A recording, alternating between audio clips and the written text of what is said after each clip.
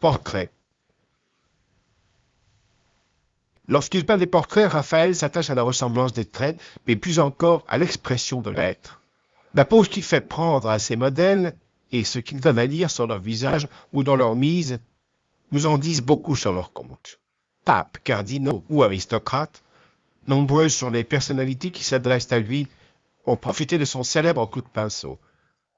Tantôt pour la présence qu'il s'est donnée à ce qu'il peint, tantôt pour le prestige d'avoir chez soi un portrait exécuté par cet artiste admiré du tout homme.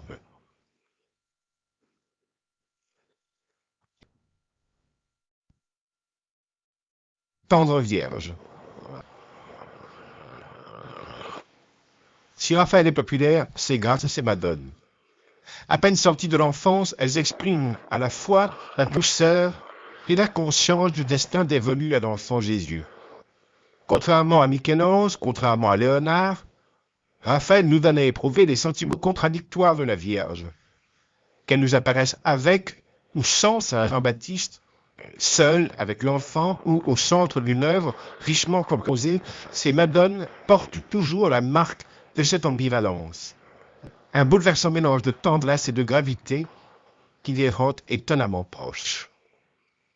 Aux sources de l'humanisme. Alors que Michel-Ange et Léonard placent leur ego au centre de leurs œuvres, Raphaël fait abstraction de ses préoccupations intimes pour formuler celles de son temps. Au travers de sujets antiques, inspirés de l'Ancien ou du Nouveau Testament, c'est toujours de Renaissance qu'il nous parle, d'une culture qui inscrit l'homme au milieu du monde, qui s'est tiré parti des trésors de l'Antiquité comme des dernières découvertes de l'héritage culturel du Moyen Âge et des progrès accomplis sur l'obscurantisme.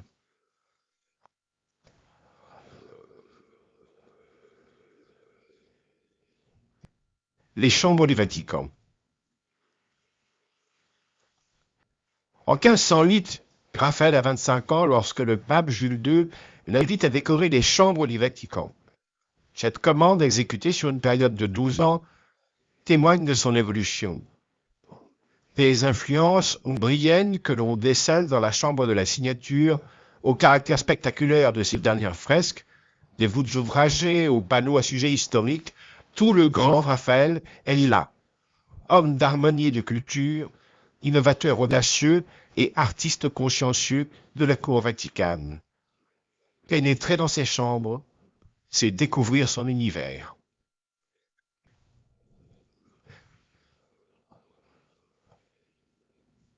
Un maître du dessin. Rien de plus précieux qu'un dessin pour surprendre le génie artistique au travail.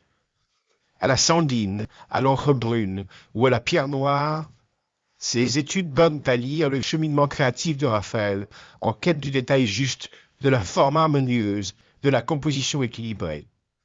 Si des doutes subsistent quant à l'attribution de tel ou tel dessin, c'est bien que ses élèves, à bonne école chez le maître d'Urbino, excellent à imiter sa manière.